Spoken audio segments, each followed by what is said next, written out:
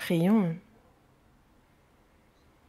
Dis notre Père, toi qui nous aimes, toi qui es saint et miséricordieux, toi qui es dans les cieux. Nous étions éloignés de toi et agissions dans le péché, mais tu as eu pour nous de la peine et le jugement et la malédiction que nous devions recevoir. C'est le Seigneur Jésus qui s'en est chargé à notre place. Par le précieux sang qu'il a versé, il a éternellement lavé nos péchés et fait que sans aucun mérite de notre part, nous avons été sauvés. Tu as fait de nous, Dieu, tes enfants saints. Tu nous as donné l'espérance grande et glorieuse de pouvoir entrer dans ton royaume éternel. Nous te remercions pour cette grâce. Et nous, qui avons reçu la rédemption de nos péchés par le précieux sang versé par le Seigneur, sommes réunis devant toi. Nous te remercions de nous guider et de nous apprendre ta parole. Avec la pandémie, nous ne pouvons nous réunir et c'est en divers lieux, dans le cadre de la famille, que beaucoup de frères et sœurs écoutent en ligne ta parole à cette heure. Seigneur, sois avec eux et que ta grâce abonde. Accorde-leur d'être remplis du Saint-Esprit et que ta grâce, Seigneur, que ta gloire puisse déborder dans notre vie et dans notre cœur et que la vie qu'il nous reste puisse être vécue pour ta gloire et que en cela nous ne manquions de rien. Soutiens-nous et aide-nous. Il y a tes églises en Corée, dans le monde entier. Nous croyons et te remercions car nous savons que tu prends soin de chacune d'entre elles et comme des frères et sœurs partout où ils sont, accorde-leur amour, sagesse et remplis-les par la puissance de ton Saint-Esprit qu'ils puissent annoncer ta parole avec assurance. À ceux qui sont malades, à ceux qui sont dans la faiblesse, accorde-leur la grâce dont chacun a besoin. Fortifie-les pour qu'aucun ne s'éloigne, soutiens chacun. En ton temps, tu nous donnes la parole dont nous avons besoin. Tu nous enseignes la voie à suivre, Seigneur. À cette heure encore, tu es avec nous. Et il y a cette parole, cette volonté sainte que tu souhaites nous révéler aujourd'hui. Aide-nous à la comprendre et que cette parole puisse nous diriger dans notre vie et que l'on puisse vivre le reste de notre vie pour ta volonté. Que cette parole soit notre force dans ce sens et nous te demandons de nous guider. Nous avons prié au nom du Seigneur Jésus-Christ. Amen. Ouvrons la Bible. Galates, chapitre 5.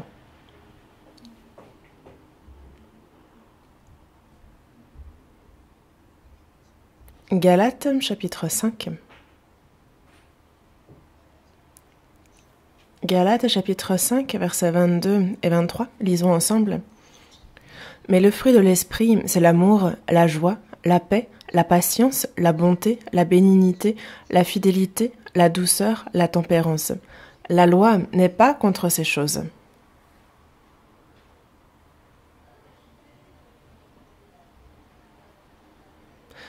La chorale va chanter le cantique qu'elle a préparé.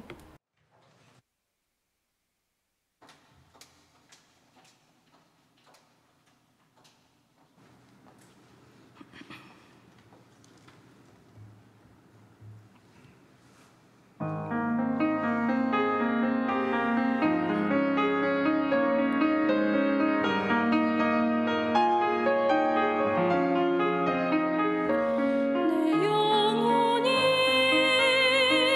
은총이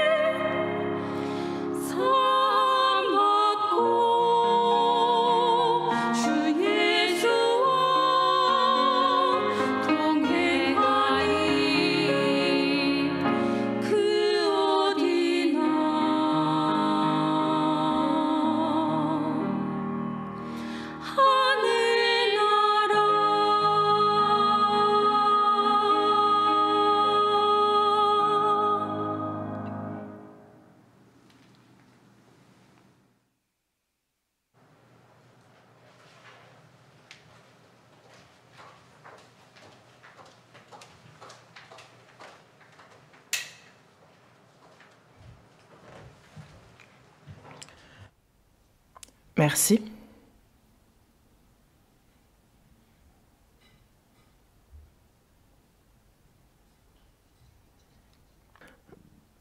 Vous êtes assis en respectant les numéros, non?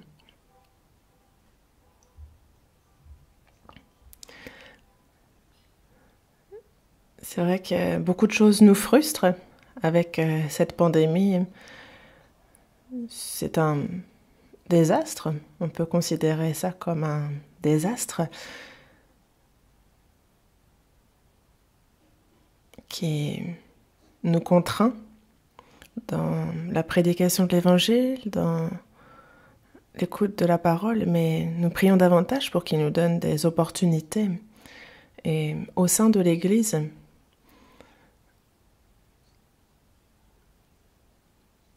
il y a des frères et sœurs contaminés qui souffrent. Il me semble justement de la maladie. Merci de prier pour eux. Et plus il y a des difficultés, plus elles sont grandes, plus il faut nous appuyer dans le Seigneur, nous tenir fermes sur la parole. Et je souhaite que chacun soit ferme en ces temps difficiles. Chaque dimanche matin, nous apprenons ensemble la Bible sous le titre de « Soyez remplis de l'Esprit ». Et nous voyons en quoi cela consiste d'être rempli de l'Esprit, en quoi c'est consiste de vivre une vie remplie de l'Esprit et ce que cela apporte comme fruit. On voit qu'un agriculteur qui sème a à cœur de récolter des fruits. Il souhaite que ces fruits soient mûrs également. Dans Jean, chapitre 15, il est dit « Je suis le cep, vous êtes le sarment ». Et il y a la vigne, il y a le vigneron qui est Dieu, il y a le cep qui porte beaucoup de sarments, mais c'est les sarments qui portent les fruits. Celui qui demeure en moi et en qui je demeure porte beaucoup de fruits. Il nous l'a dit. Et il est bien dit que celui qui porte beaucoup de fruits glorifie grandement le Père, Dieu. Les sarments représentent ceux qui ont reçu le salut. Le cep est le Seigneur. Et nous nous grandissons en nous nourrissant justement comme les sarments de cette sève que fournit le cep. Et nous aussi, jusqu'à présent, c'est la grâce, la vie, le Saint-Esprit qui nous fournit en ce dont on a besoin dans la vie de foi afin que nous portions des fruits. Et c'est pour cela que dans la Bible, on retrouve souvent écrit ce qui concerne le fruit dans la vie de foi. Et ainsi, une personne sauvée est prise par le Saint-Esprit, vit selon la parole. Et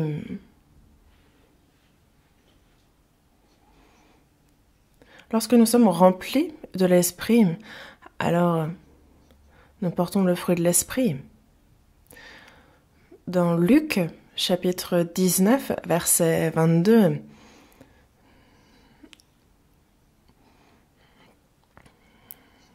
on voit justement la parabole justement des talents. On voit justement qu'il est demandé de faire proférer cette... Et donc il y a cet homme qui va dans un pays lointain et c'est pour recevoir l'autorité royale et il demande donc à ses serviteurs il leur donne des mines et il leur demande de les faire valoir jusqu'à ce qu'ils reviennent. Et quand il revient, il a cette autorité royale et il demande à chacun de faire un rapport, de faire connaître comment ils l'ont fait valoir. Et donc le premier dit, tu m'en as donné 10, en voici 10, je t'en ai rapporté 10. Et il lui dit, c'est bien mon serviteur, tu as été fidèle en peu de choses. Donc le second vient et lui dit, ta mine a produit 5 mines. Et lui dit, toi aussi, sois établi sur 5 villes, tu as aussi été un bon serviteur. Et celui qui en a reçu une lui dit, justement, en fait, qu'il l'a, au contraire, il l'a justement caché, il l'a gardé dans un linge, parce qu'il avait peur. Mais il est dit, je sais que tu es un homme sévère et que tu prends ce que tu n'as pas déposé, donc tu moissonnes ce que tu n'as pas semé. Mais il lui a dit, et il lui a fait le reproche d'être un méchant serviteur, disant, mais tu savais que je suis un homme sévère, que je prends ce que je n'ai pas déposé, que je moissonne ce que je n'ai pas semé. Et donc il lui a fait ce reproche, tu savais. Nous, dans l'Ancien Testament, à ceux qui ne sont pas sauvés, en fait, il y a des choses que Dieu dit. Et il est bien dit que toute personne ne peut observer la loi. Donc la loi n'est pas là pour être observée, mais pour que l'on comprenne combien nous sommes criminels aux yeux de Dieu. Mais après notre salut, désormais, toutes les paroles que Dieu nous ordonne, c'est que lui nous a sauvés et nous a donné la vie, il nous a donné la puissance du Saint-Esprit. Il a semé cela en nous. Et il est celui qui récolte après avoir semé cela en nous. Et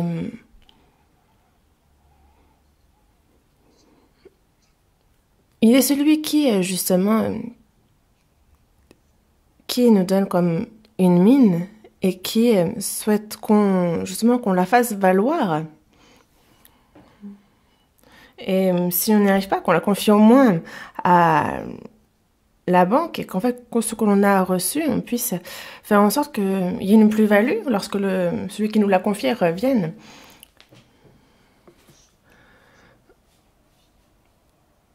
Il n'a pas semé, il récolte. Qu'est-ce que cela veut dire? Il moissonne ce qu'il n'a pas semé. Il nous a donné la vie, le Saint-Esprit. Et ce qu'il veut, c'est des fruits. Il ne nous donne, c'est pas qu'il ne nous donne rien et qu'il attend en retour quelque chose. Non.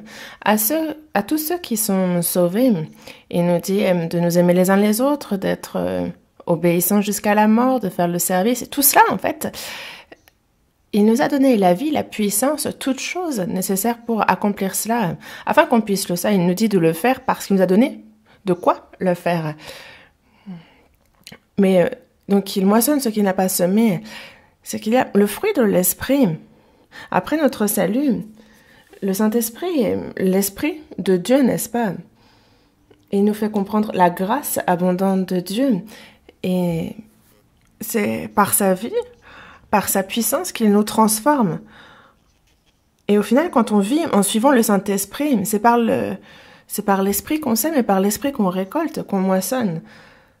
Et c'est là que l'on porte les fruits de l'esprit. C'est pour ça. Ceux qui ont reçu la vie, l'Esprit de Dieu, évidemment, qu'ils doivent porter le fruit de l'Esprit. Si on a reçu la vie, si on a reçu le Saint-Esprit, si on a reçu le salut, mais qu'on n'a pas du tout de fruits, alors c'est étrange, non? Il nous donne tout ce dont on a besoin pour faire ce qu'il nous demande de faire. Il n'est pas quelqu'un qui nous demande ce qui nous est impossible, et c'est pour cela qu'il y a 9 fruits qui sont décrits ici. Et il nous a donné la vie, l'esprit. Et ce qu'il veut, c'est qu'on porte les fruits qu'il nous décrit ici. Évidemment. Et donc il faut qu'on les porte, au final. Ce n'est pas genre je peux les porter ou ne pas les porter, ce n'est pas une option. Hein. Certaines personnes disent « Ah, comment est-ce qu'un seul homme peut porter ces 9 fruits, ce fruit de l'esprit ?»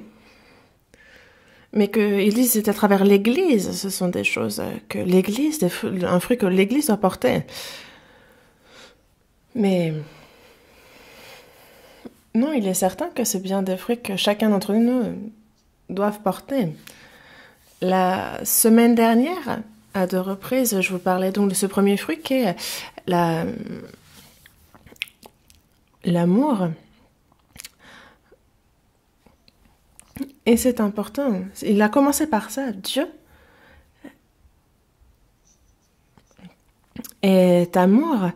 Il n'a pas aimé seulement en parole. Il a été jusqu'à donner son Fils unique pour nous sauver. Il l'a donné en victime expiatoire. Il ne l'a pas épargné, mais il l'a donné et été jusqu'à le faire mourir pour nous. Et le Saint-Esprit nous a fait comprendre et connaître cet amour. Et donc le salut de notre âme, c'est l'amour de Dieu. Croire en Jésus, c'est croire en l'amour de Dieu. Il a bien manifesté envers nous son amour lorsque nous étions pécheurs, lorsque nous étions éloignés, perdus, lorsque nous étions dans nos iniquités, dans nos péchés. C'est alors qu'il nous a aimés. Et ça, il ne fait que de le répéter dans la Bible. C'est pour cela que nous avons connu et nous avons cru en cet amour qu'il a manifesté. Nous qui étions des pécheurs, voués à entrer dans la fosse. Mais cet amour a eu la force de nous faire passer de l'enfer à son royaume.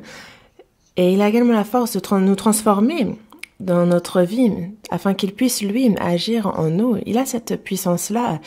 Cet amour-là nous transforme, nous fait aimer le Seigneur en retour. Et parce qu'on aime Dieu en retour, on obéit alors à la parole de Dieu. Et parce qu'on aime le Seigneur, on vit pour lui. Parce qu'on l'aime, on aime les frères et sœurs. Parce qu'on aime le Seigneur, quelles que soient les souffrances que l'on connaît, quelles que soient les adversités, on peut les supporter. Et parce qu'on aime le Seigneur, on peut aussi haïr toutes les choses vaines et fausses de ce monde. Et on peut jusqu'au bout donc vivre pour la gloire de Dieu. Et c'est ici possible toujours par la puissance de l'amour. C'est cet amour-là qui nous a sauvés, c'est l'amour de Dieu qui nous tient et qui nous permet de vivre. C'est notre vie à nous chrétiens et c'est cet amour-là qui nous soutient, qui nous aide sur cette terre jusqu'à ce qu'on entre dans le royaume éternel. Et cet amour continuera même au-delà une fois dans ce royaume. Et cet amour-là, cet amour de Christ agit en nous. Et ce qui est abordé en second dans le fruit de l'esprit, c'est la joie. La joie. Là où il y a la vie, il y a de l'espoir. Il y a la vie, il y a la joie, là où il y a la vie. On a compris la grâce de Dieu, on a reçu son amour. Et ce qui est certain, c'est qu'il y a donc la joie qui s'ensuit. Dans la première épître de Pierre, chapitre 1, dans les versets 8 et 9, il est dit « Vous avez lui, donc Dieu, vous l'aimez sans l'avoir vu, vous croyez en lui sans le voir encore, mais vous vous réjouissez d'une joie ineffable et glorieuse parce que vous obtiendrez le salut de vos âmes pour prix de votre foi. Nous n'avons pas vu Jésus, mais à travers la parole, nous avons cru en lui, nous l'aimons. Lui que vous aimez sans l'avoir vu, en qui vous croyez sans le voir encore, vous réjouissez d'une joie ineffable et glorieuse. Oui, ceux qui ont reçu le salut dans leur cœur ont cette joie inexprimable, avec des mots incomparables à quoi que ce soit, vraiment une joie ineffable et glorieuse. La joie dans ce monde, non, ce n'est pas cela, ce n'est pas comparable. Vraiment, la joie de ce monde, ça s'enflamme pour s'éteindre, c'est vraiment momentané, c'est sans valeur, et c'est incomparable à la joie qui nous vient du Seigneur, qui, elle, est indescriptible, qui est éternelle, ineffable et glorieuse. Et une fois dans le royaume aussi, cet amour, cette joie ne cesseront pas. Et justement, parce qu'on a obtenu le salut de nos âmes pour prix de notre foi, c'est ce qui nous réjouit. C'est ce qui fait notre joie. Dans Actes, chapitre 16, verset 34, l'apôtre Paul se rend à Philippe, il évangélise, il est emprisonné, et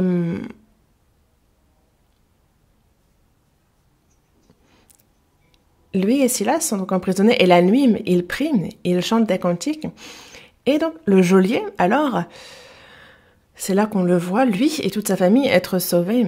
Toute sa famille est sauvée, ils croient en Dieu. Et on voit justement qu'ils se sont réjouis avec toute sa famille de ce qu'ils avaient cru en Dieu. C'est vraiment, le salut, c'est une joie, on se réjouit. Moi aussi, le jour où j'ai reçu le salut, donc en 1962, le 30 octobre, à 8 heures du soir. Ça fait maintenant plus de 60 ans.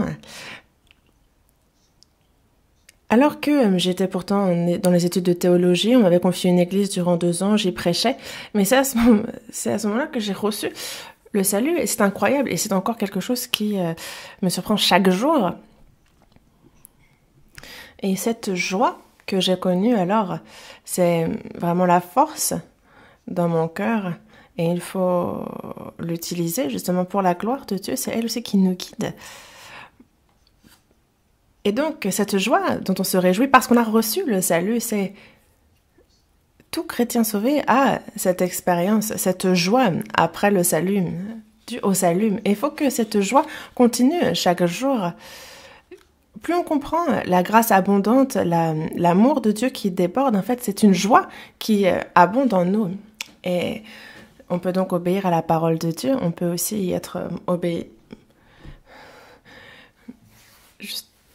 J'ai bien compté qui dit jour de joie, le jour où le Seigneur prit mon péché. On comprend bien. En anglais, n'est-ce pas? Oh happy day, when Jesus washed my sins away. He taught me how to worship and pray and live rejoicing every day. Happy day, when Jesus washed my sins away. Je me souviens en fait même des paroles en anglais, c'est pour vous dire. Cette chanson est vraiment un jour de joie. Jour de joie, le jour où le Seigneur lava tous mes péchés. Mais cette joie-là ne peut s'éteindre. Il ne faut pas qu'elle s'éteigne. Dans Actes, chapitre 2, verset 28, il est dit « Tu m'as fait connaître les sentiers de la vie. Tu me rempliras de joie par ta présence. » Tu me rempliras de joie par ta présence.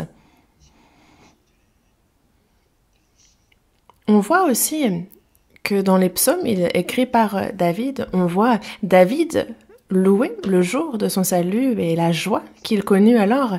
Dans Ésaïe, chapitre 61, verset 10 aussi, il le dit bien. « Je me réjouirai en l'Éternel, mon âme sera ravie d'allégresse en mon Dieu. » Car il m'a revêtu des vêtements du salut, il m'a couvert du manteau de la délivrance, comme le fiancé s'orne d'un diadème, comme la fiancée se pare de ses joyaux. Il m'a revêtu des vêtements du salut, il m'a couvert du manteau de la délivrance. Lorsque les futurs mariés se marient, il n'y a pas de plus beau jour. Ce sont les plus beaux habits qu'ils portent ce jour-là. Et nous aussi, nous qui étions des pécheurs vils, bas, il nous a revêtus des vêtements du salut. Et c'est là ce qui a fait notre joie. On a été ravis d'allégresse. Alors que nous étions dans ce monde à pécher, nous étions nus. C'est un peu regardé comme aussi Adam et Ève qui, lorsqu'ils ont péché, ont connu la honte qu'ils étaient su, et ils se sont cachés. Mais c'est Dieu qui a couvert leur honte en prenant la peau d'un animal dont le sang avait coulé pour les en revêtir. Et que ce soit notre morale, que ce soit nos bonnes œuvres, que ce soit notre justice, la justice humaine ne peut en aucun cas couvrir la honte de l'homme et le péché. Mais par la mort de Jésus et par sa résurrection, il est devenu notre salut, notre justice. Et c'est ce qu'il a montré à l'avance à travers aussi ce qui s'est passé dans le jardin d'Éden. Mais c'est pour cela que nous pouvons nous réjouir d'allégresse, nous réjouir grandement.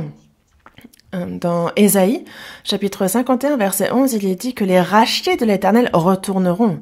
Ils auront un sion avec chant de triomphe et une joie éternelle couronnera leur tête. L'allégresse et la joie s'approcheront. La douleur et les gémissements s'enfuiront.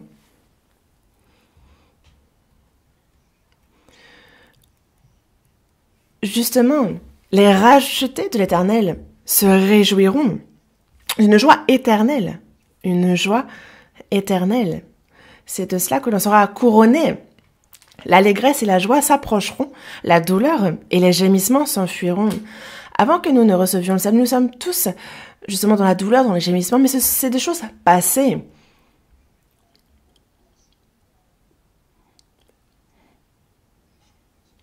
C'est très bien décrit.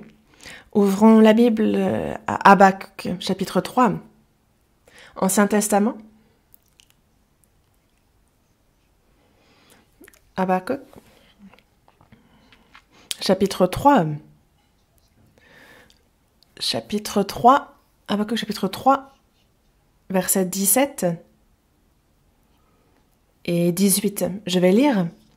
« Car le figuier ne fleurira pas, la vigne ne produira rien, le fruit de l'olivier manquera, les champs ne donneront pas de nourriture, les brebis disparaîtront du pâturage, et il n'y aura plus de bœufs dans les étables. Toutefois, je veux me réjouir en l'Éternel, je veux me réjouir dans le Dieu de mon salut. » Le prophète Habakkuk se réjouit de son salut et rend grâce à Dieu. Mais il ne fait que citer ce qu'il n'a pas. Il dit « je n'ai pas ceci et cela ». Et il y a une raison pour laquelle il n'a rien de tout ce qu'il décrit. C'est que le peuple d'Israël a péché envers Dieu. Et donc Dieu a soulevé Babylone et a châtié le peuple d'Israël à travers Babylone. C'est l'instrument qu'il a utilisé. Et donc il a pris tout ce qu'il possédait. Que ce soit le figuier, la vigne, l'olivier, toutes ces choses-là étaient ce que le peuple d'Israël considérait comme les premières nécessités, vraiment des fruits très importants dans leur vie quotidienne.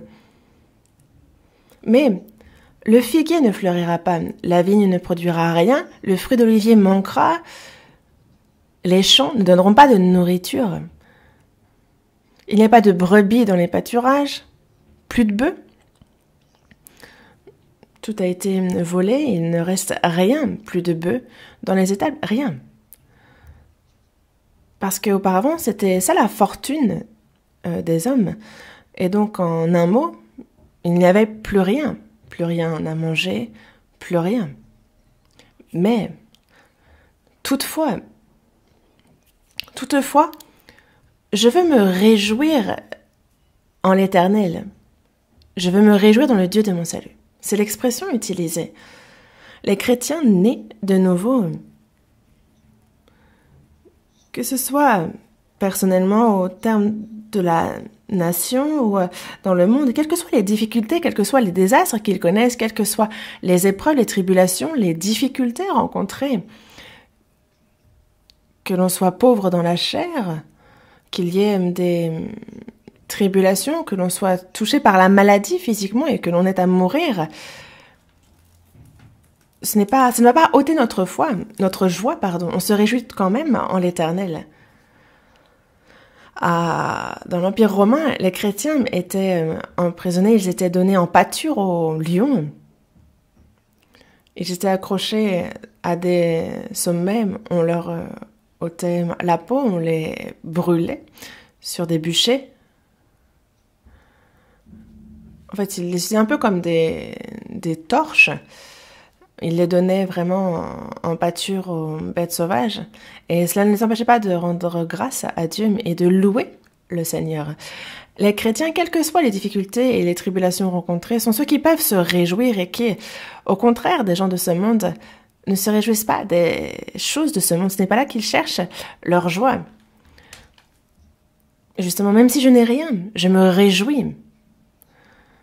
Dans le Dieu de mon salut, je me réjouis en lui, de sa présence, du fait qu'il soit avec moi. Ça, c'est certain. Et il faut que ce soit encore le cas maintenant.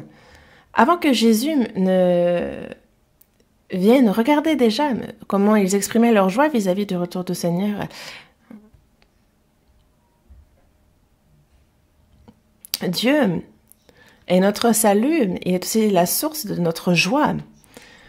Dans le psaume, chapitre 4, verset 8, il y a David qui dit « Tu mets dans mon cœur plus de joie qu'ils n'en ont quand abondent leurs froment et leurs maux. » Le Seigneur, la joie que tu mets dans mon cœur, elle abonde. Il y a une joie vraiment qu'il a mis dans notre cœur, cette joie qui nous vient du Seigneur, qu'il nous donne. Et cette joie-là, elle abonde bien plus que lorsque leurs froment et leurs mots à eux abondent. On a plus de joie que quand eux, ils ont de quoi manger. Dans Luc, il y a donc un riche qui a accumulé beaucoup de biens et de quoi manger. Et il dit à son âme, « Mon âme, tu as beaucoup de biens en réserve pour plusieurs années. Repose-toi, mange, bois et réjouis-toi. » Et Dieu lui dit, « Insensé, cette nuit même ton âme te sera redemandée. Ce que tu as préparé, pour qui cela sera-t-il » Insensé. Oui, les grains, que ça abonde, ça signifie bien que la personne ne manque pas de quoi manger. La vigne aussi peut justement réjouir le cœur. Cela peut créer l'allégresse dans le cœur de quelqu'un. Mais on voit la civilisation, le divertissement, les plaisirs qui se développent dans ce monde, toutes ces choses-là. Et les gens sont là, justement, ils se disent, réjouissons-nous, jouons. Mais c'est ce qu'il y a de plus insensé aux yeux de Dieu. La joie que Dieu donne est incomparable à la joie dont que les gens connaissent avec les choses de ce monde. C'est vraiment incomparable. C'est une joie glorieuse, vraiment ineffable. Et non pas une joie momentanée comme les choses de ce monde. Un peu comme les joies de ce monde, la joie de ce monde ne vaut pas mieux qu'un jouet avec lequel joue un enfant.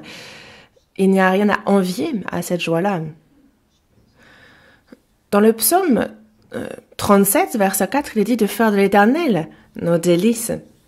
Alors, il donnera ce que notre cœur désire. Fais de l'Éternel tes désirs. Et j'ai vraiment approfondi sur cette partie du verset.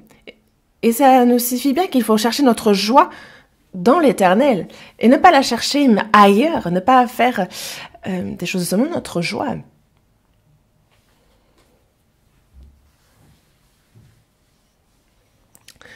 Il y a une joie que Dieu nous donne et nous a tant donné pour qu'on puisse se réjouir. Il a pardonné nos péchés, n'est-ce pas? Quelqu'un qui était endetté jusqu'au cou, est-ce qu'il peut avoir la joie dans son cœur? Il faut que quelqu'un paie complètement sa dette. Alors seulement, toutes les inquiétudes, tous les soucis s'envolent. Justement, dans Ésaïe, il nous dit bien qu'on a reçu de la main de l'Éternel au double de tous nos péchés. Et parce que nous avons été donc sauvés, c'est pour cela qu'on se réjouit. Parce qu'il nous a sauvés, parce qu'il nous a pris pour ses enfants, parce qu'il nous a donné l'expérience glorieuse de pouvoir entrer dans son royaume éternel. C'est pour cela que nous pouvons nous réjouir. Nous nous réjouissons de ça. Il y a cette joie qui nous vient du Seigneur et qui est incomparable à la joie de ce monde. Et cherche donc la joie dans l'Éternel. C'est en lui qu'est la joie. C'est ce qu'il veut nous dire. Il y a tant de joie que Dieu veut nous donner. Mais même les chrétiens, il ne faut pas qu'ils cherchent leur joie dans des endroits farfelus. Des joies de se réjouir d'avoir beaucoup d'argent ou de profiter de choses charnelles et d'en tirer de la joie. Certaines personnes se consolent lorsqu'ils voyagent, d'autres c'est dans les jeux, les divertissements. Mais chercher sa joie ailleurs qu'en le Seigneur, ce n'est pas une bonne chose, c'est vraiment dans le Seigneur, dans l'Éternel qu'il faut se réjouir. Et c'est quand on se réjouit en lui qu'on peut lui être agréable. Et alors vraiment il donne ce que notre cœur désire. Fais de l'Éternel tes délices et il te donnera ce que ton cœur désire.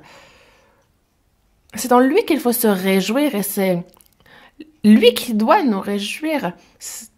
Alors, dans notre cœur, vraiment, il nous donne ce que notre cœur désire. C'est une promesse surprenante qu'il nous fait. Et parce que nous savons qu'il nous donne ce que notre cœur désire, c'est pour cela que nous ne devons pas chercher notre joie dans les choses de ce monde. Ce monde qui est maudit à cause du péché, il n'y a aucune véritable joie dont on puisse profiter. il y a un riche insensé qui justement disait à son âme, tu as beaucoup tu as beaucoup de biens en réserve, donc et ce pour plusieurs années, repose-toi, mange, bois et réjouis-toi. Alors que s'il meurt, il va en enfer, alors que il erre lui. Est-ce que c'est le moment de se réjouir d'avoir de quoi manger? Non, tant que nous ne sommes pas dans les bras du Seigneur, tant que nous n'avons pas l'espérance éternelle, tant que nous ne sommes pas pardonnés, nous ne pouvons pas nous réjouir véritablement. Dans les Proverbes, chapitre 14, verset 13, il est bien dit que au milieu même du rire, le cœur peut être affligé et la joie peut finir par la détresse. Les gens dans ce monde, justement, il y a beaucoup de choses qui font rire, ils font beaucoup de gags, mais l'âme de cette personne souffre, elle est affligée. Ce rire est juste une farce pour oublier l'affliction qui est dans le cœur de cette personne. Eux qui sont voués justement au jugement, eux qui, s'ils meurent ce soir, vont en enfer, ils mangent, boivent, se réjouissent, dansent. Mais cela, c'est afin justement d'oublier l'affliction de leur âme. Vous n'êtes pas d'accord? Le jour du jugement de l'Éternel est juste devant leur nez. Mais ils cherchent à faire de ce monde un lieu de villégiature. On voit l'art, on voit la culture, on voit tout se développer. Et vraiment, il y a de cesse de vouloir faire de ce monde un monde très beau, mais ce monde-là est réservé à la perdition, nous le savons. Et c'est pour cela que ce n'est pas dans ce monde que nous devons chercher la joie, n'est-ce pas? Ce serait une erreur.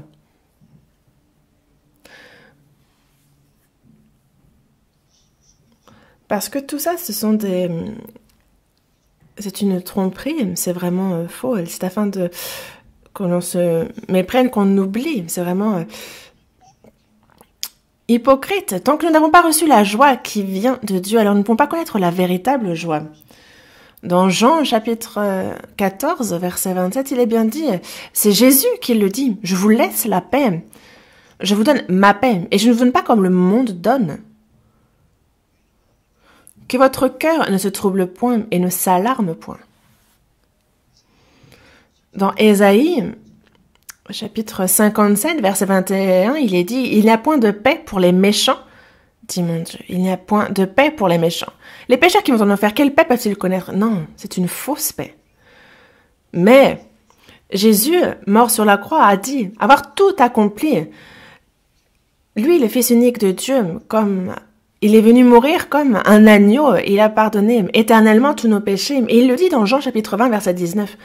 La paix soit avec vous, la paix soit avec vous. Il a montré les trous dans ses mains, dans son flanc. Il dit la paix soit avec vous.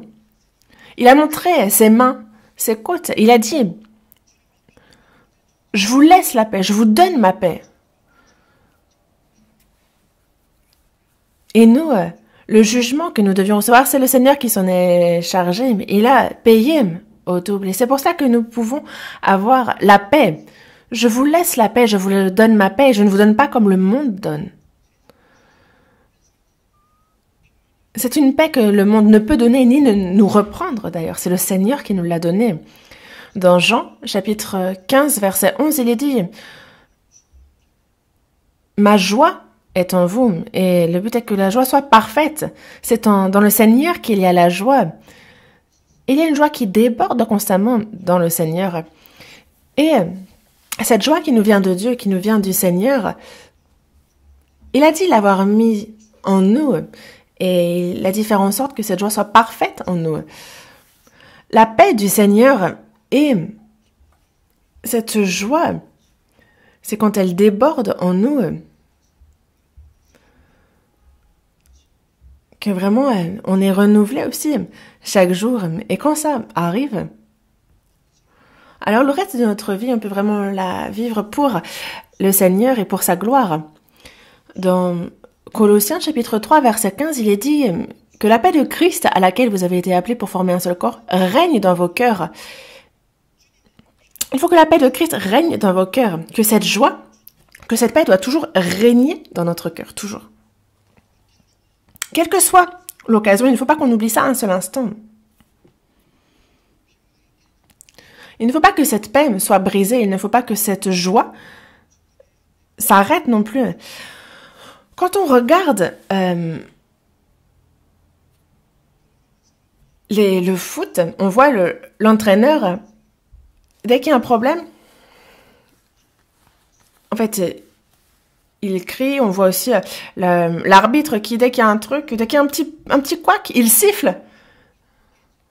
Et alors vraiment, ça arrête le jeu. Donc c'est pareil dans notre vie. Dès qu'il y a cette paix, dès qu'il y a un problème, ça brise la paix, comme ça coupe le jeu.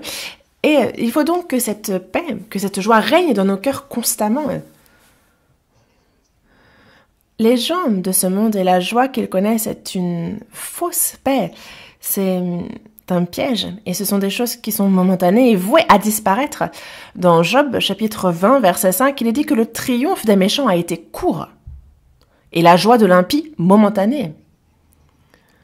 C'est momentané. Ça apparaît pour un temps pour disparaître. Dans le psaume 37, verset 10 aussi. Il est dit, justement, tu regardes encore un peu de temps et le méchant n'est plus. Tu regardes le lieu où il était et il a disparu. Là où il y avait ses biens, le méchant. En fait, si tu regardes bien là où il était, il a disparu. Il est là pour un moment. Et ensuite, c'est la fureur, le juge de Dieu qu'il connaît. Il est envoyé en enfer. Et donc, cette joie est juste momentanée. Il n'y a rien à envier à la joie de ce monde.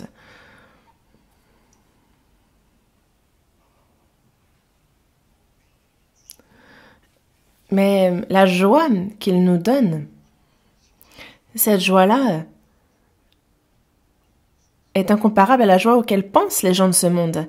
Les gens, c'est le plaisir de la chair qu'ils cherchent par tous les moyens à satisfaire, à manger des choses toujours plus bonnes, à voir tout ce qu'ils peuvent voir. Il y a tellement de choses qu'ils veulent faire encore. Et ils ont l'impression qu'ils vont mourir s'ils ne satisfont pas ces choses qu'ils veulent faire, cette joie. Et c'est ce qu'ils poursuivent constamment, sans cesse. Ils boivent, mangent, dansent. Et tout cela, cela ne peut pas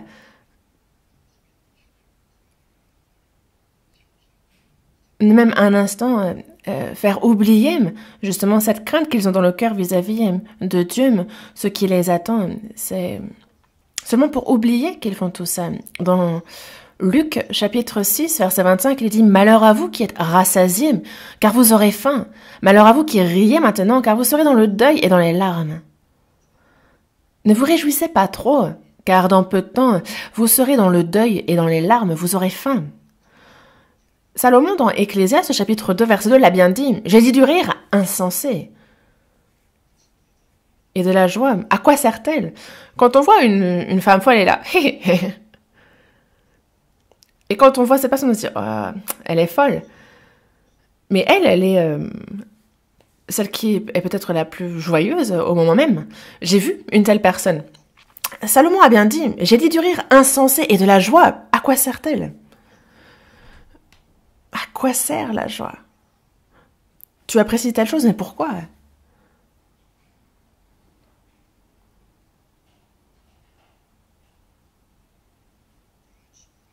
Dans les Proverbes, chapitre 15, verset 15, il est dit « Tous les jours du malheureux sont mauvais, mais le cœur content est un festin perpétuel. »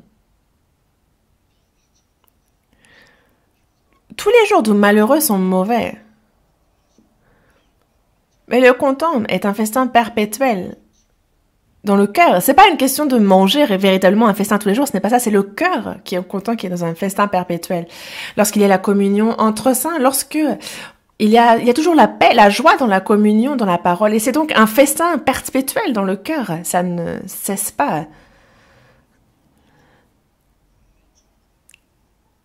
Et ça nous parle ici de la joie éternelle que l'on a dans le Seigneur. Et aussi, nous aussi, chrétiens sauvés,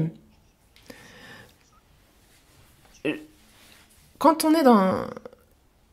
on pêche, justement, il y a cette joie qui s'éteint, qui s'en va. Vous le savez, n'est-ce pas? David se réjouissait, il rendait grâce justement de recevoir la grâce de Dieu.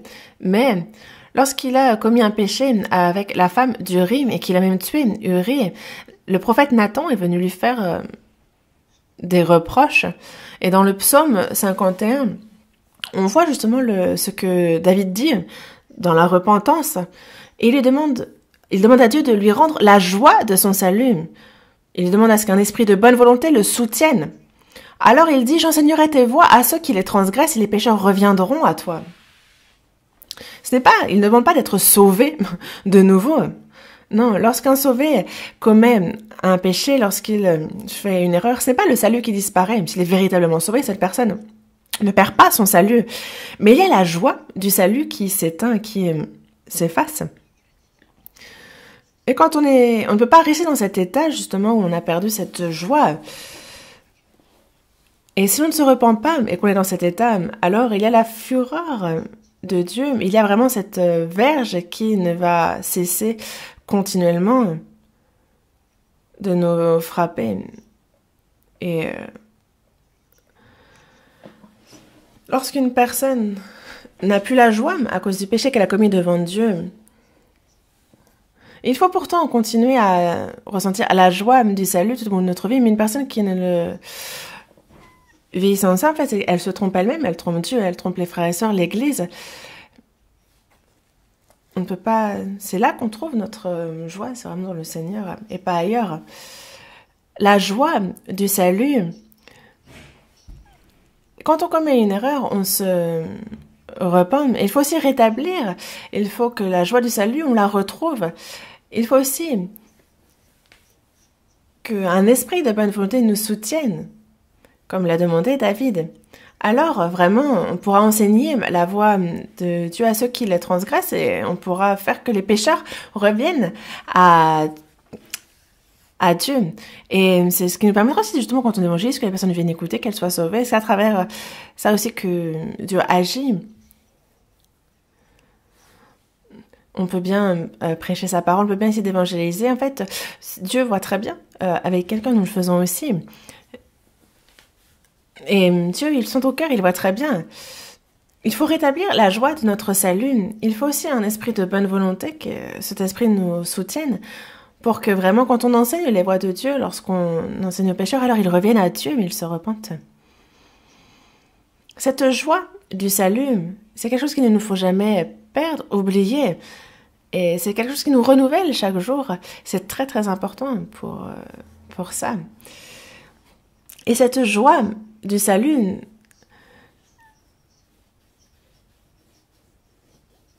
justement, ça, elle nous renouvelle pour qu'on puisse aussi chaque jour suivre la parole de Dieu, lui être obéissant, que l'on accomplisse sa parole dans notre vie.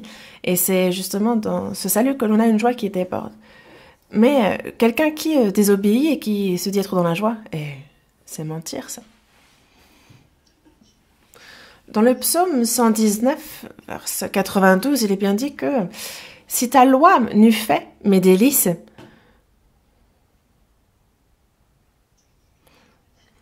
si ta loi n'eût fait mes délices, j'eusse alors péri dans ma misère. » C'est vraiment la loi, la parole de Dieu qui fait ma joie, qui fait mes délices. Pourquoi il faut que ce soit sa parole qui fasse mes délices, qui fasse ma joie? Parce que c'est là qu'il y a l'amour, qu'il y a les promesses, qu'il y a les paroles qui nous disent que Dieu est avec nous. C'est là que tout nous est dit. C'est là qu'il y a son aide dans notre vie. C'est à travers cette parole-là que l'on peut recevoir la force, la consolation et la joie. C'est par sa parole. Si ta loi nous fait mes délices, j'eusse alors péri dans ma misère.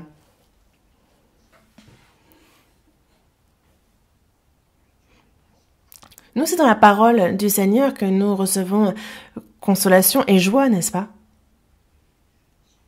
Dans le psaume 119, verset 143, il est dit que la détresse et l'angoisse m'atteignent. Mais tes commandements font mes délices. Il y a la détresse, il y a l'angoisse qui nous atteignent. La détresse, l'angoisse, les maladies, toutes sortes de difficultés qui nous atteignent. Mais tes commandements font mes délices.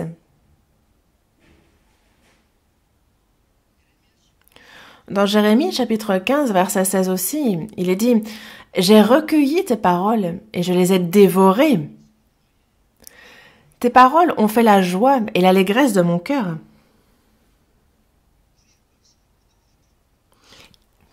Ici, il est dit, j'ai dévoré tes paroles.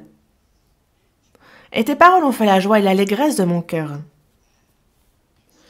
Oui, la parole donne une grande consolation, une espérance, une joie dans notre cœur. On s'en réjouit. Tes paroles ont fait la joie et l'allégresse de mon cœur.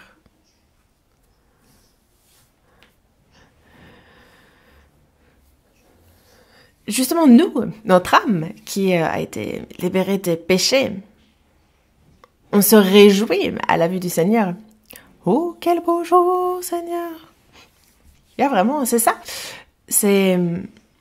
On a cette espérance d'entrer dans le royaume de Dieu. On a été pardonné. C'est comme un fils dont le père riche lui dit qu'il héritera de lui lorsqu'il vient avec justement tous ses biens. Ça fait la joie. Mais on ne sait pas, peut-être si les choses se passent mal. Je me souviens d'avoir entendu une histoire assez drôle. Il y avait donc quelqu'un qui avait donc prévu de se marier avec une très belle femme. Il avait fait ses études aux États-Unis. Il avait toutes ses études. Et justement, en fait, il a dit se marier quand il aurait hérité de son père toute la fortune. Donc il fait ses études. Il devient héritier de son père et il se marie avec cette très belle femme. Mais en sortant de la salle de mariage, justement, il a été frappé par un taxi et il est mort sur place. Je ne sais pas si c'est une histoire vraie, mais ça pourrait. Mais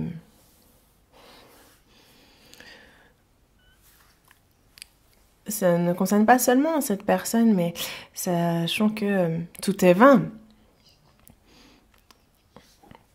Ce sont des choses que l'on voit dans ce monde, mais nous, chrétiens,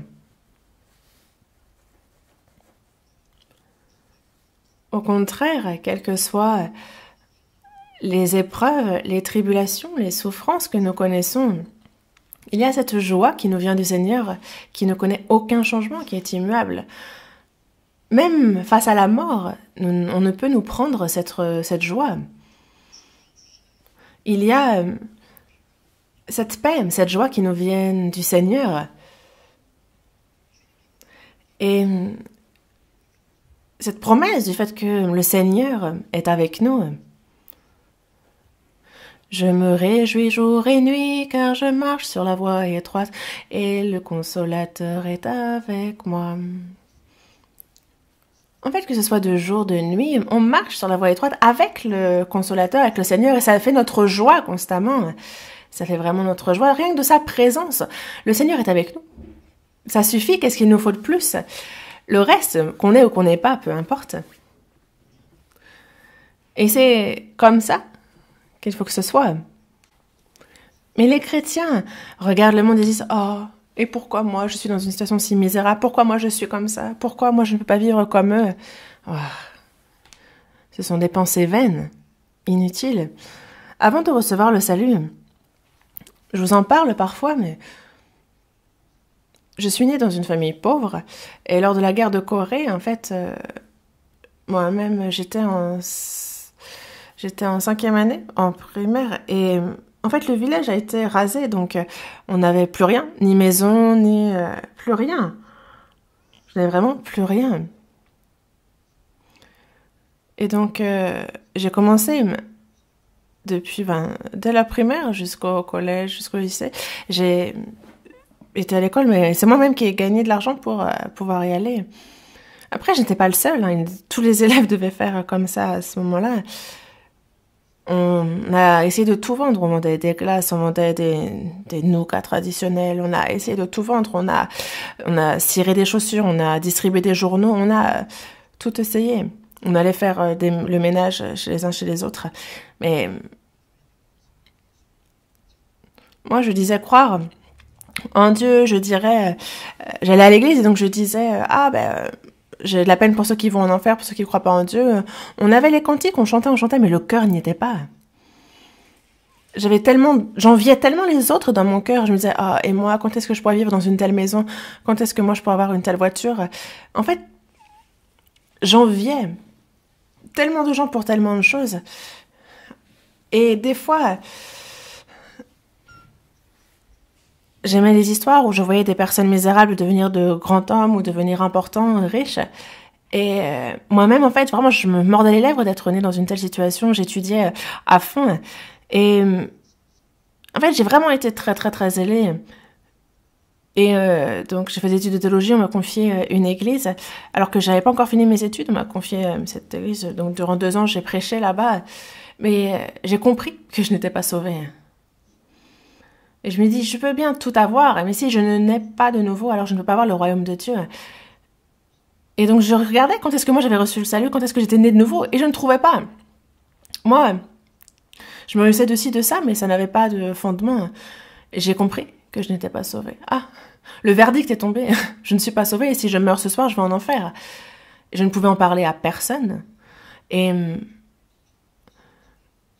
c'est justement le 30 octobre 64, vraiment à 8 heures que... C'est ce jour-là, et pour la première fois que j'ai compris, dans Hébreux chapitre 9, verset 22, que Jésus était mort pour mes péchés, qu'il avait ainsi accompli la rédemption éternelle. Et je me suis dit, oh, comment c'est possible? J'ai eu l'impression que c'était un rêve, et je me suis pincée, et je me suis dit, ah non, c'est la réalité. À ce moment-là, et encore maintenant, je me souviens de ce jour comme hier, parce que c'est tellement surprenant, c'était un choc. Ce jour-là, il était tard, mais il n'y avait plus de bus, et donc j'ai dû marcher pour rentrer. Je vivais seule à ce moment-là dans un des bâtiments pour les pasteurs de l'église. Mais je suis rentrée en dansant. Après cela, une chose était sûre. Je n'envie plus personne. Auparavant, vraiment, dès que je voyais quelqu'un vivre dans une belle maison, je les enviais tellement. Mais désormais, je ne les enviais plus du tout. Et il n'y avait donc aucune raison que ces personnes-là aient la paix en eux. Je me disais, ils peuvent bien tout avoir dans ce monde, mais ils ne connaîtront pas la paix que moi j'ai dans le cœur. Je ne mens pas. Hein. Et encore maintenant, ce cœur n'a pas changé. Cette joie du salut, cette gloire ineffable et glorieuse, et un peu comme dans Habakkuk, on peut ne pas avoir ceci, cela, mais toutefois, je veux me réjouir en l'Éternel, je veux me réjouir dans le Dieu de mon salut. Ça, c'est évident. Et c'est le même cœur pour tous les chrétiens nés de nouveau. Et si jamais ce cœur s'est éteint, alors la personne ne peut pas vivre comme il se doit sa vie de foi. Et nous, justement, c'est sa parole qui nous réjouit, et c'est en lui qu'on trouve notre joie. Néhémie l'a bien dit aussi, c'est dit aussi dans la première épître aux Thessaloniciens, chapitre 5, verset 16. Soyez toujours joyeux. Et certains, les verset disent, comment est-ce qu'on peut être toujours dans la joie? Parfois on est joyeux, parfois on est triste, parfois on est découragé, parfois on est en colère. Comment est-ce qu'on pourrait toujours être joyeux? Il est faux.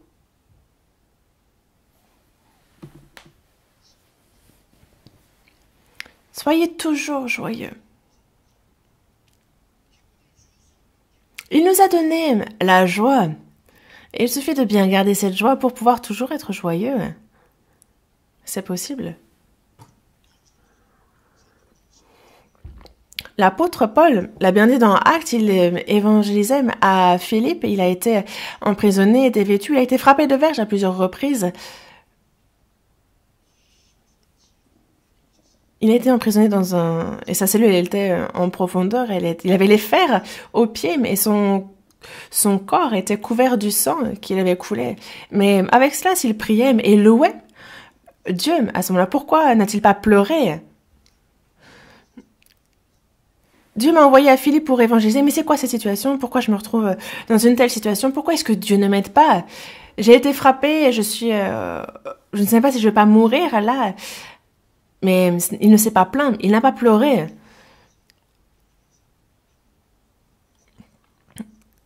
il pensait justement au fait et s'il souffrait là, c'était pour la prédication de l'évangile, il repensait à son salut. Et c'est pour ça qu'il a prié, loué le Seigneur. Et c'était pas un cantique d'affliction, mais c'était de joie. Il s'est réjoui. Il devait peut-être faire, je sais pas, faire des instruments avec ses fers. Et tout le monde entendait. Et justement, les fers sont tombés, les portes se sont ouvertes. Et on a vu le miracle s'accomplir, la famille du geôlier être sauvée ce soir-là.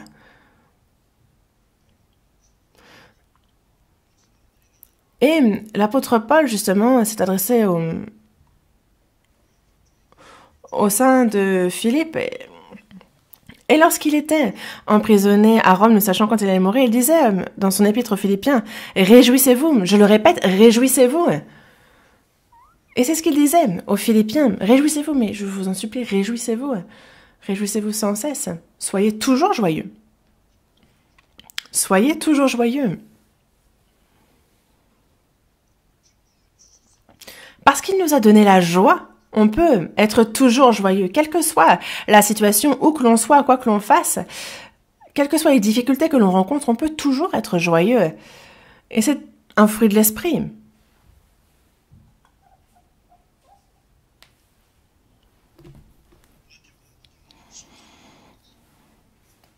Dans Matthieu chapitre 5, du verset 10 au 12, Jésus le dit bien, justement, heureux ceux qui sont persécutés pour la justice. Justement, heureux vous serez lorsqu'on vous outragera, qu'on vous persécutera, qu'on dira faussement de vous toutes sortes de mal à cause de moi. Réjouissez-vous et soyez dans l'allégresse parce que votre récompense sera grande dans les cieux. Et c'est ainsi qu'on a persécuté aussi les prophètes qui ont été avant vous.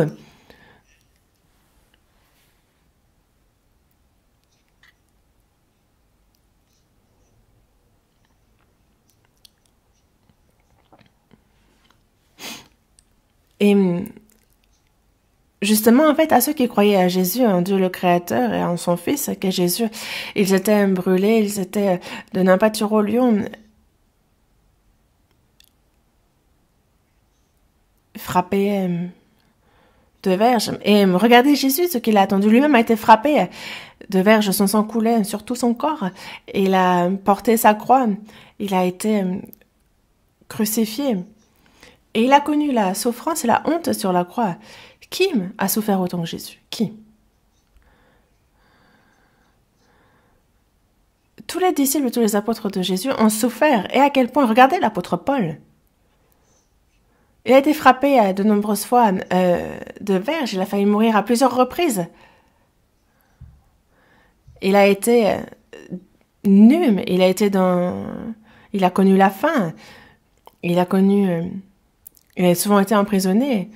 Il a été dans le travail, dans la peine. Il a été exposé à de nombreuses veilles. Il a eu la soif, la faim. Il a été calomnié.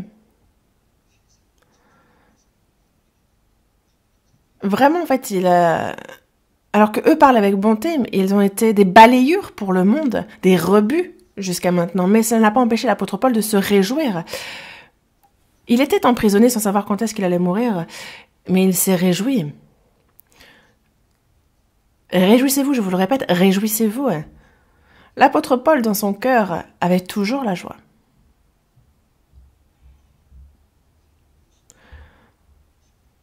Dans Actes, justement, chapitre 13, il est bien dit, en fait, il se rend à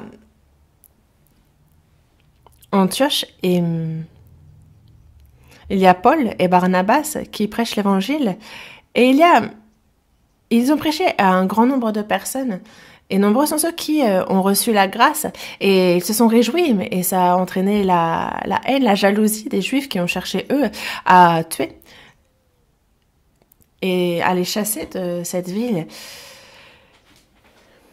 Et donc après, eux, ils ont changé de ville, ils sont allés vers Icône. Mais il est bien dit que les disciples, eux, étaient remplis de joie et du Saint-Esprit. Malgré les souffrances, malgré justement les grandes tribulations qu'ils connaissaient, les disciples étaient remplis de joie et du Saint-Esprit. Et quelles que soient les difficultés, les épreuves que nous rencontrons, il faut que nous soyons remplis de la paix et de la joie qui nous viennent du Seigneur. Seconde épître aux Corinthiens, chapitre 8. Seconde épître aux Corinthiens, chapitre 8, versets 1 et 2.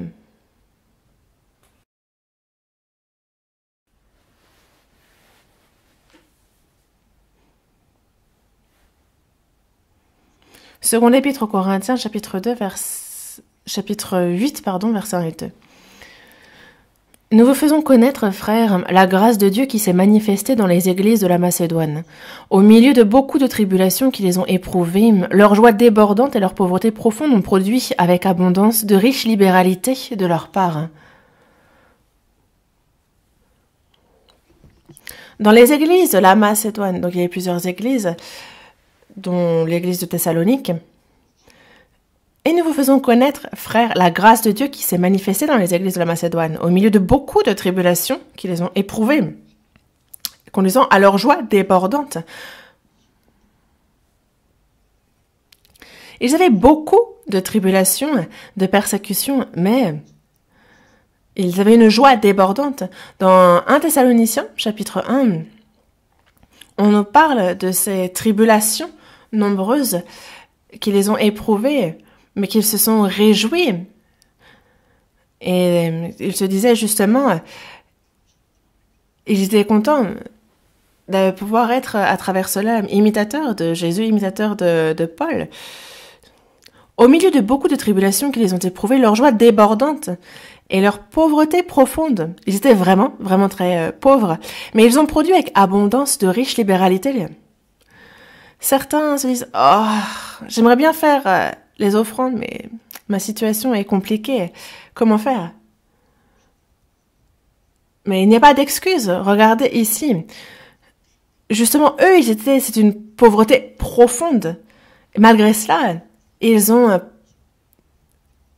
eu de riches libéralités. Et qu'est-ce qui a entraîné cela? C'est cette joie débordante.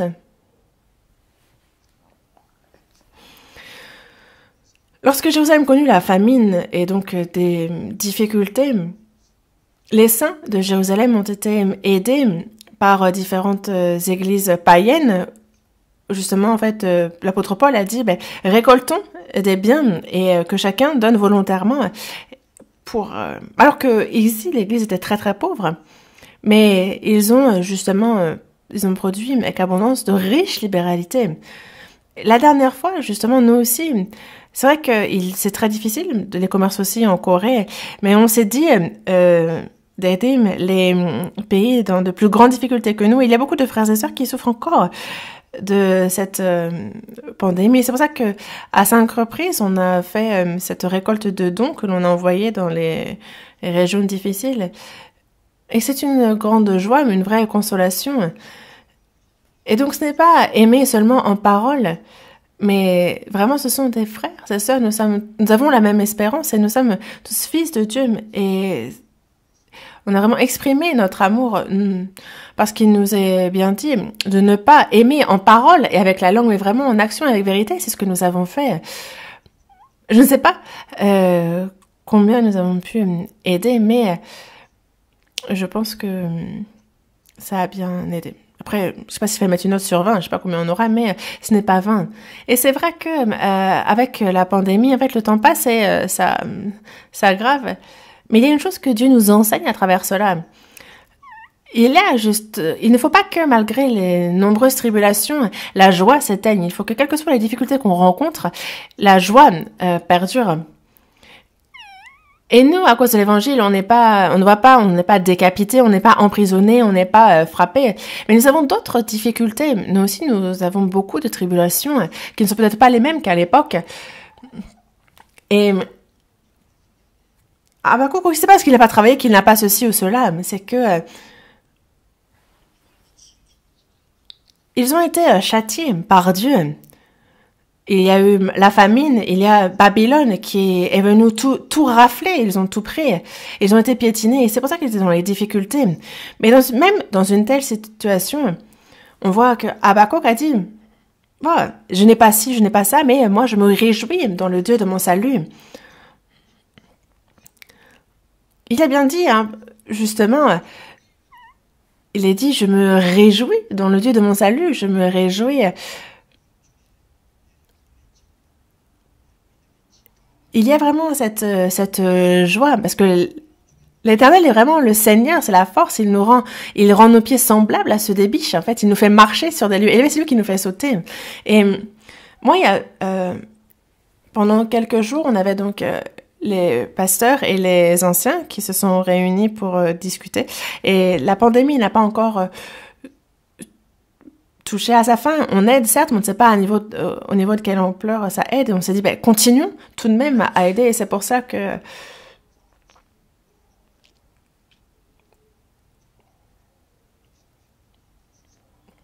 Et justement, il y a des aides que l'on peut aussi recevoir. Mais justement, en fait, il y a en situation de désastre, de catastrophe, comme celle que l'on connaît là, il y a des aides de gouvernement aussi. Et nous, on s'est dit, ben, c'est des occasions aussi c'est des occasions que l'on peut saisir aussi. Et on n'a pas encore parlé officiellement, mais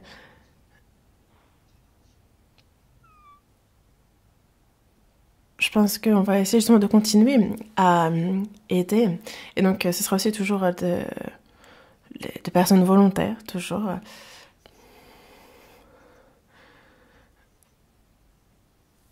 Et je crois que c'est à peu près 88% de la population des citoyens coréens qui peuvent recevoir ce soutien. Donc, si jamais on reçoit, on peut très bien, selon la foi de chacun, donner la moitié. Je pense pas qu'on fasse partie des 12% qui ne recevront pas ce soutien. Donc, selon le cœur de chacun, en fait, on a encore beaucoup à aider pour les églises à l'étranger. Et on voit ici, il est bien dit, avec un cœur volontaire, hein. Et on voit l'église de Macédoine, donc dans le 2 Corinthiens chapitre 8, verset 3. Ils ont, je l'atteste, donné volontairement selon leurs moyens, et même au-delà de leurs moyens, nous demandons avec de grandes instances la grâce de prendre part à l'assistance destinée aux saints. Donc, ils n'ont pas seulement contribué comme nous l'espérions, mais ils se sont donnés d'abord eux-mêmes au Seigneur, puis à nous, par la volonté de Dieu. Déjà, ils ont donné volontairement. Nous, il nous a bien dit d'être fidèles jusqu'à la mort, n'est-ce pas? C'est pareil dans le service. On peut, quand on va aller jusqu'à mourir. Mais ici, ils ont donné volontairement selon leurs moyens, et même au-delà de leurs moyens. Ils ont demandé avec de grandes instances la grâce de prendre part à l'assistance destinée aux saints. Ils ont demandé avec instance, à participer. Ils ont vraiment voulu participer. Et non seulement ils ont contribué comme nous l'espérions, mais ils se sont d'abord donnés eux-mêmes au Seigneur, puis à nous par la volonté de Dieu. Ils se sont d'abord donnés eux-mêmes au Seigneur. C'est que ce soit leur vie, que ce soit leur corps, que ce soit tout ce qu'ils possèdent, tout est au Seigneur, et donc que le Seigneur en fasse ce que bon lui semblera. Ils se sont donnés eux-mêmes au Seigneur, puis à nous, par la volonté de Dieu. Quand on voit ça, on se rend compte que, ils ont compris combien grande était la grâce de Dieu. Et nous aussi, on a reçu cette même grâce du salut, n'est-ce pas? Cette même grâce. Et j'aimerais que, à partir de maintenant aussi, on fasse pareil.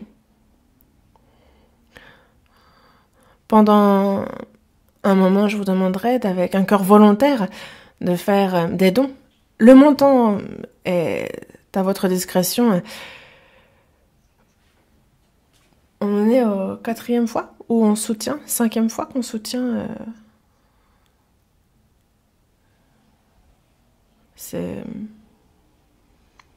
5e fois, n'est-ce pas? 3 fois. On n'a fait que 2 fois. Ah, moi je croyais que c'était plus. Bon, bah. Nous aussi, alors. On l'a fait une fois, on va faire 2 fois. 2 fois, 3 fois. Ça vous dit, n'est-ce pas? Évidemment qu'il faut dire oui. vraiment selon nos moyens et même au-delà de nos moyens. Car c'est certain que Dieu, comme il le dit dans Luc, chapitre 6, verset 38, il est bien dit « Donnez, et il vous sera donné. On versera dans votre sein une bonne mesure, serrée, secouée et qui déborde. » Quand on donne vraiment Dieu, lui, il secoue, il serre, il fait que ça déborde de notre côté. Vraiment. Bonne mesure, serrée, secouée, qui déborde. Vraiment, il y a une manière de s'exprimer dans la Bible qui est très... Mais c'est une promesse qui nous a été faite. Et que nous aussi, on puisse, cette fois-ci... En fait, on n'a pas tant d'occasions que ça de pouvoir aussi aimer, de pouvoir donner. Et Dieu nous fait traverser ces difficultés, aussi, afin que l'on ait cette occasion et que l'on puisse, nous aussi, se donner. Et j'aimerais que chacun se donne, chacun, et qu'on fixe justement cette durée où on va aussi chacun soutenir les uns les autres. Je pense que c'est une bonne chose. Romains, chapitre 5. Ouvrons la Bible à Romains, chapitre 5. Romains, chapitre 5.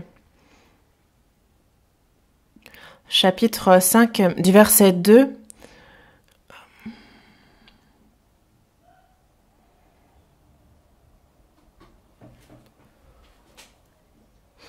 Du verset 2 au verset 4.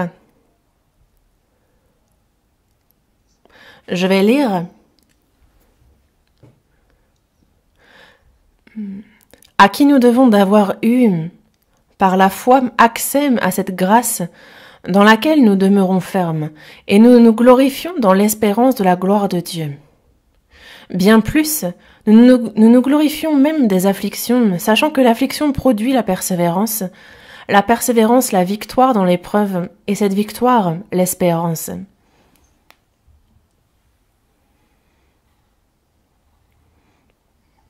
Ici, il est écrit,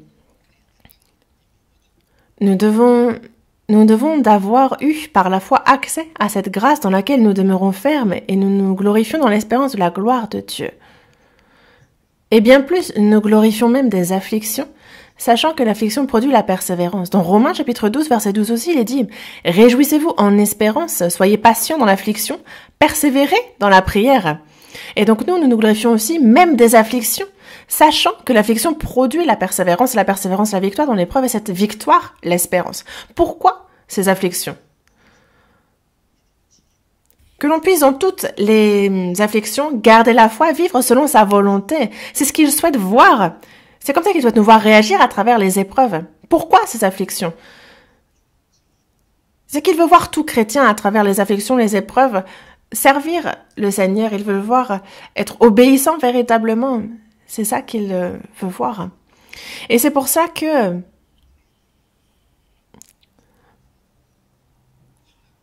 justement, il est dit que nous devons d'avoir eu par la foi accès à cette grâce dans laquelle nous demeurons fermes et nous nous glorifions dans l'espérance de la gloire de Dieu parce que les afflictions, l'affliction produit la persévérance la victoire dans l'épreuve et cette victoire, l'espérance.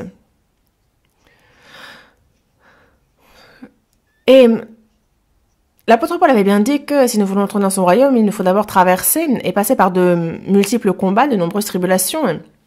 Et donc, en tout cas, nous avons donc ces afflictions, nous traversons, mais nous pouvons nous réjouir de l'espérance que nous avons, même au milieu de ces afflictions.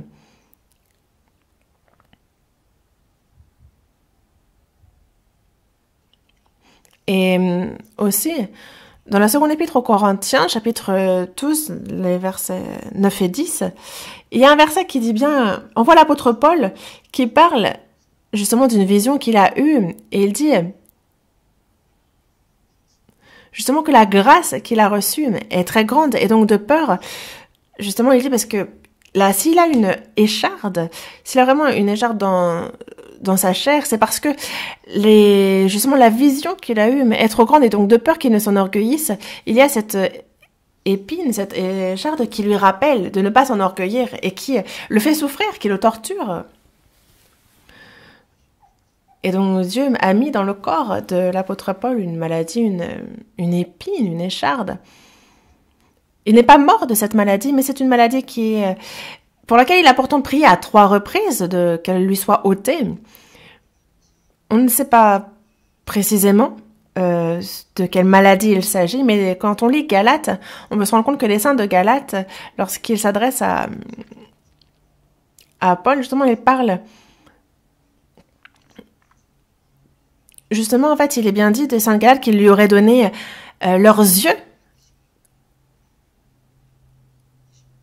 Justement, et si cela avait été possible, vraiment parce que les saints de Galates leur étaient chers, si c'était possible, il leur aurait donné ses yeux. Et en fait, quand on voit ça, on peut penser justement qu'il ne voyait pas bien, qu'il avait peut-être une maladie au niveau des yeux. Il a certes écrit 14 livres du Nouveau Testament, mais on voit bien que c'est Tertus qui écrit à sa place, en général de sa main.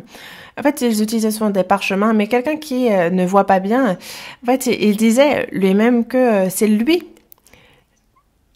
qui disait avoir écrit en grosses lettres à la fin, certaines des salutations. Et on peut donc supposer que ce sont les yeux qui ne voyaient pas bien, peut-être. Est-ce que, je sais pas, c'était de quoi il souffrait? Est-ce que c'était du pu? Mais en tous les cas,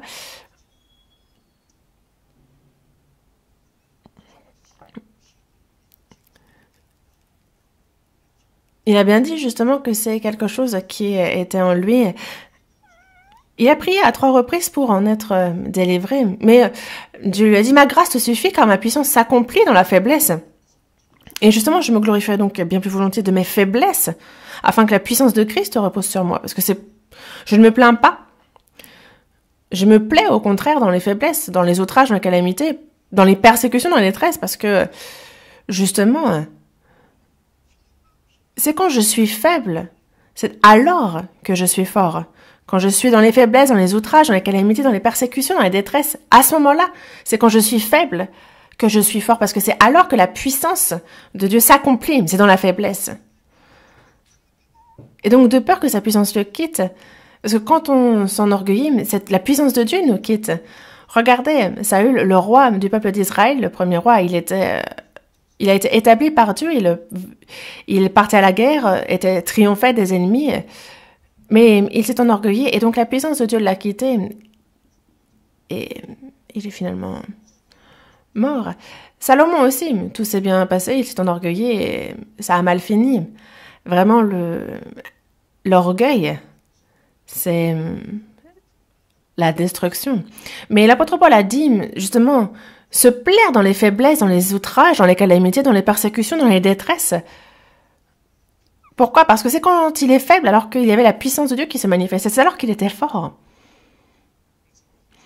Et c'est pour cela que l'apôtre Paul, dans la première épître aux Corinthiens, chapitre 15, dit bien « Je suis le moindre des apôtres, je ne suis pas digne d'être appelé apôtre. » Parce que justement, j'ai persécuté l'église de Dieu. Il a dit « Je suis le moindre des apôtres. » Alors qu'il est, dans le Nouveau Testament, le plus grand des apôtres. Mais il dit justement, je ne suis rien, tout est la grâce de Dieu. Et c'est pour ça que l'apôtre Paul a été pour tous les croyants, pour tous qui ont la foi, un modèle. Il a été l'imitateur de Christ et nous sommes ses imitateurs. Dans Néhémie chapitre 8, verset 10, il est dit « La joie de l'Éternel sera votre force ». Nous, c'est la grâce de Dieu, la paix de Dieu. C'est lorsque le Seigneur se réjouit que nous-mêmes, alors il y a la puissance du Seigneur, la puissance de Dieu qui agit en nous.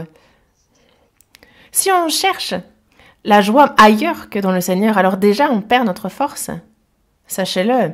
Les chrétiens, si c'est les honneurs, la gloire, la fortune, la noblesse qu'ils cherchent dans ce monde, dites-vous que c'est vraiment en fait des jouets pour enfants, ce sont des choses qui n'en valent pas la peine et vous courez après le vide.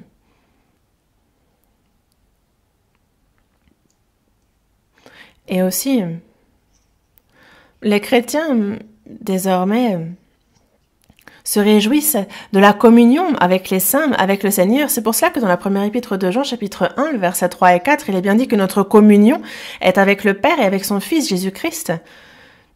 Et nous écrivons ces choses afin que notre joie soit parfaite. Notre communion est avec le Père et avec son Fils, Jésus-Christ. C'est quand nous sommes en communion. C'est au sein de la communion que nous connaissons la joie. Et c'est pour cela que dans le psaume 16, verset 3, il est bien dit que les saints qui sont dans le pays, les hommes pieux, sont l'objet de toute mon affection. Les saints qui sont dans le pays, lorsqu'ils s'aiment les uns les autres, lorsqu'ils sont en communion, les hommes pieux sont l'objet de toute mon affection. C'est toute ma joie, dit l'Éternel. Et vous, où est votre joie? Les gens de ce monde, justement, ont leurs amis, leurs copains de bar, ils aiment parler des autres, ils aiment autour d'un verre médire, mais ce n'est pas notre cas. Nous aimons vraiment les frères et sœurs, nous aimons vraiment les frères et sœurs qui vivent en aimant le Seigneur, qui vivent selon sa volonté. Nous partageons le même destin, nous traversons le pire et le meilleur ensemble. Chacun est précieux. Nous sommes honorés aux yeux de l'Éternel, ils le sont aussi. Et vraiment, les hommes pieux sont l'objet de toute mon affection, dit-il, et c'est aussi notre joie. Il nous faut vivre dans sa joie. Et lorsque nous nous réjouissons, lorsque nous faisons de l'Éternel nos délices, alors nous pouvons lui être agréables. C'est pour ça que dans Hébreux, chapitre 11, verset 5, il dit bien, quand il parle d'Hénoch, que c'est par la foi qu'il fut enlevé. En fait, il n'a pas vu la mort. En fait, c'est Dieu qui l'a enlevé. Mais avant son enlèvement, il a reçu le témoignage qu'il était agréable à Dieu. Et nous aussi, comme Hénoch, avant d'aller vers le Seigneur, il faut que l'on puisse recevoir ce témoignage que l'on est agréable à Dieu, que l'on a vécu en lui étant agréable.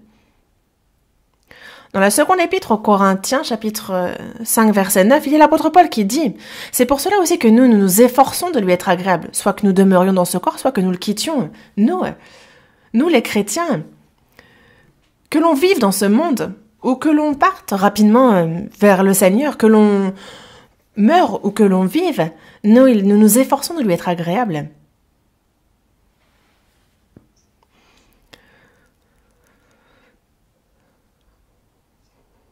C'est le but de notre vie que de lui être agréable. Dans Jean, chapitre 8, verset 29, il est dit « Celui qui m'a envoyé est avec moi, et il ne m'a pas laissé seul parce que je fais toujours ce qui lui est agréable. » Il ne m'a pas laissé seul parce que je fais toujours ce qui lui est agréable. Jésus a toujours été agréable à Dieu, et c'est pour cela que Dieu ne l'a pas laissé seul un seul instant.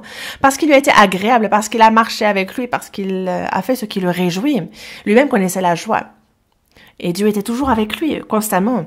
Jésus aussi a obéi à la volonté de Dieu et il lui a toujours été agréable. Et il faut donc évidemment que nous aussi nous fassions de même. Et c'est pour cela que dans Philippiens chapitre 2 verset 13, il est dit « C'est Dieu qui produit en vous le vouloir et le faire selon son bon plaisir. »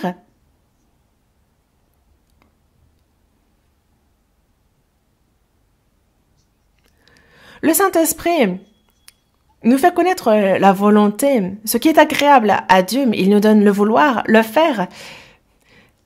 Il nous donne justement, il nous met à cœur de faire ceci ou cela, il nous donne la force pour le faire aussi. C'est Dieu qui produit en vous le vouloir et le faire selon son bon plaisir. Dieu, c'est selon sa volonté. Dans Luc aussi, chapitre 15, verset 17, il est bien dit que il y a plus de joie dans le ciel pour un seul pécheur qui se repent que pour 99 justes qui n'en ont pas besoin de repentance. Il se réjouit du salut des âmes. Et c'est pour cela que nous aussi, nous évangélisons les âmes une à une, parce que nous savons que c'est agréable à Dieu. Et c'est pour ça que vu que ça le réjouit, ça nous réjouit aussi. Et c'est pour cela que nous cherchons à lui être agréable par tous les moyens. Discerner quelle est la volonté de Dieu, ce qui est bon, agréable et parfait.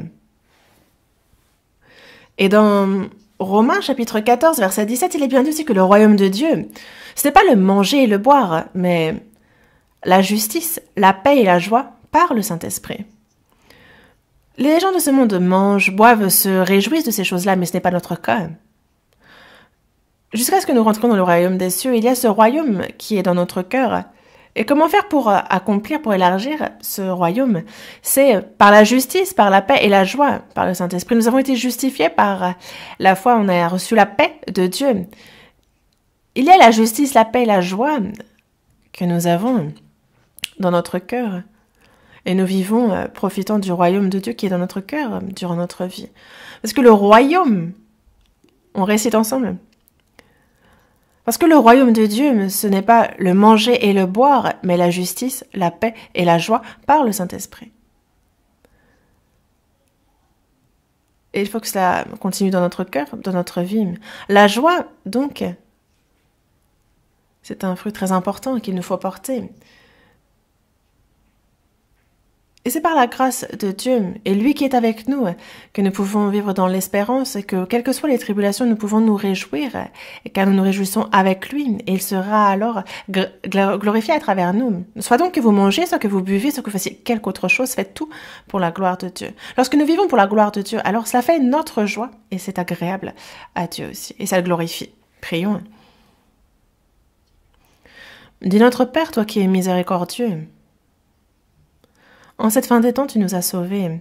Et désormais, le reste de notre vie, aide-nous à pouvoir la vivre pour ta volonté et pour ta gloire. Nous te remercions de toujours nous guider et nous qui sommes faibles, de nous combler nos imperfections, de nous soutenir dans notre vie afin que l'on puisse vivre pour ta gloire. Seigneur, toi qui nous aides, merci.